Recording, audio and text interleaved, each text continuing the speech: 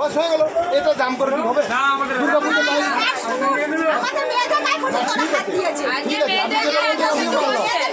আরে আপনি যেটা বললেন আমি ভালো লাগছে। আপনি লিখিত ওদের নামে কমপ্লেন দেবেন, কেস হবে। আমরা কি ওই রাস্তায় যেতে পারবো না?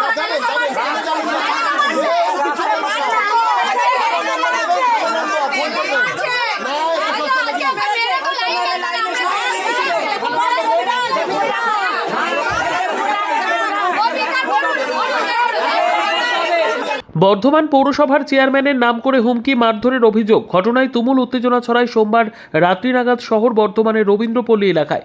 প্রতিবেশী সূত্রে জানা যায় রবিবার একটি সান্ধ্যকালীন অনুষ্ঠান ছিল উক্ত এলাকায়, আর ঝামেলার সৃষ্টি অনুষ্ঠানকে ঘিরেই। জানা গিয়েছে অনুষ্ঠান চলাকালীন অন্য পাড়ার কিছু ছেলে অনুষ্ঠানে এসে নাচানাচির সাথে গালাগালি দিতে থাকে বলে অভিযোগ। জানা গিয়েছে কানাইশীল শ্যামবাহাদুরকে গালাগালি দিতে বারণ করা হলে তারা বলে, আমাদের পুরসভার চেয়ারম্যান আমাদের হাতে আছে, আমরা পৌরসভায় থাকি বলেও বলে শ্যামবাহাদুর নামের এক যুবক। চেয়ারম্যানকে ফোন করে অনুষ্ঠান বন্ধ করে দেওয়ারও হুমকি দেয় বলে অভিযোগ। মেয়েদের গায়ে হাত দেওয়ার পাশাপাশি কাপড় ছিঁড়ে দেওয়ার মতো অভিযোগও ওঠে শ্যামবাহাদুর ও কানাইশীলের বিরুদ্ধে। অনুষ্ঠানের দিন ঝামেলা অশান্তি মিটলেও সোমবার আবার সূত্রপাত হয় অশান্তির। জানা গিয়েছে দেবু মাঝি নামের এক ব্যক্তিকে বেধড়ক মারধর করা হয়। রবীন্দ্রপল্লী এলাকার স্থানীয় মানুষজনের অভিযোগ, কেন পুরসভার চেয়ারম্যানের নাম বারবার করা হচ্ছে? তাহলে কি চেয়ারম্যান কোনোভাবে মদত দিচ্ছে? সোমবারের অশান্তির জেরে পথ অবরোধ করে এলাকার মানুষজন। খবর পেয়ে ঘটনাস্থলে পৌঁছয় বর্ধমান সদর থানার পুলিশ সামাল দেয় ঘটনা। গতকাল রাতে আমাদের এখানে সাংস্কৃতিক অনুষ্ঠান ছিল, হ্যাঁ একটা ফাংশনের ব্যাপার ছিল। তা আমাদের প্রোগ্রাম হওয়াকালীন ওরা এখান থেকে মদ্যপান করে এসে আমাদের এখানে নাচানাচি করছে আর মেয়েদের টোন টিটকিরি করছিল ওই পারে কিছু ছেলে। তো আমাদের এখানকার ছেলে কানাইশীল আর শ্যাম বাহাদুর এরা সবাই মিলে করছিল। তো আমাদের মেয়েদের টোন টিটকিরি করাতে কি তখন আমাদের ছেলেরা বললো, আপনারা নাচছেন নাচুন, তা মেয়েদেরকে খিস্তি খামারি টোন টিটকিরি কেন? তখন বলছে, এ বেশি বকবি না, আমাদের চেয়ারম্যান আমাদের হাতে আছে, আমি পৌরসভায় থাকি। শ্যাম বাহাদুর এই কথাটা বলেছে, আমি পৌরসভায় থাকি, চেয়ারম্যানের পাশে, চেয়ারম্যান আমার হাতে, মন করলে আমি ফাংশনটা এক্ষুনি বন্ধ করে দিতে পারি। এই বলাতে যখন আমাদের ছেলেরা বললো তুমি ফাংশন বন্ধ করবে, তর্কতর্কি হওয়াতে শ্যাম বাহাদুর আমার ছেলের মাথায় চুলটা টেনে যখন নিয়ে যাচ্ছে, তখন আমাদের দু এক কথা ঠেলাঠেলি হওয়াতে আমাদের মেয়েদের গায়ে হাত দেয়, মেয়েদের গায়ে টানটানকি মার ভাঙা করলো, কাপড় চোপড় ছিঁড়ে দিয়েছে আমাদের করে দিয়াতে দিয়ে ওরা যখন মারামারি হচ্ছে চলে গেল।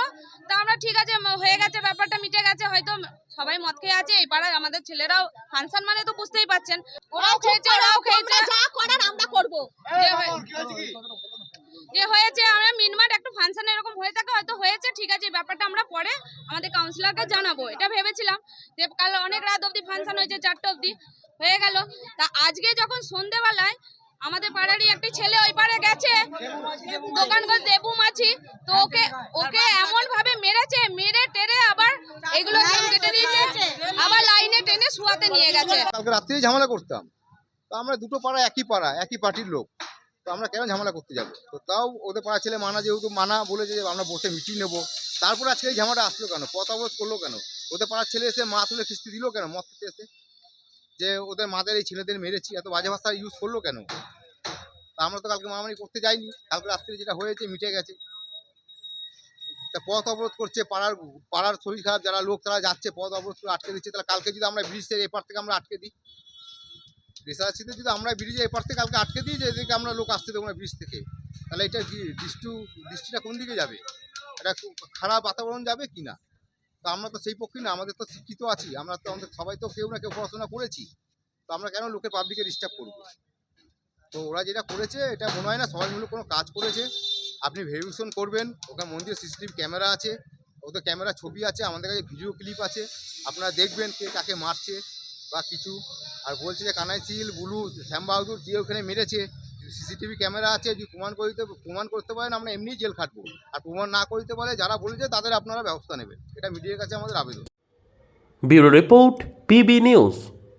ইভল্যান্ড নার্সিং হোম, এখানে যে কোনো রকমের চিকিৎসার বিশ্বস্ত প্রতিষ্ঠান, খুবই কম খরচে বিশ্বমানের চিকিৎসা প্রদান করে থাকে। আপনাদের পরিষেবার জন্য এখানে 24 ঘন্টা জরুরি বিভাগ, এছাড়া স্বাস্থ্য সাথী কার্ডেও পরিষেবা প্রদান করা হয়। আজই যোগাযোগ করুন ইভল্যান্ড নার্সিং হোমে। ঠিকানা নবাবহাট মোড়, বর্ধমান।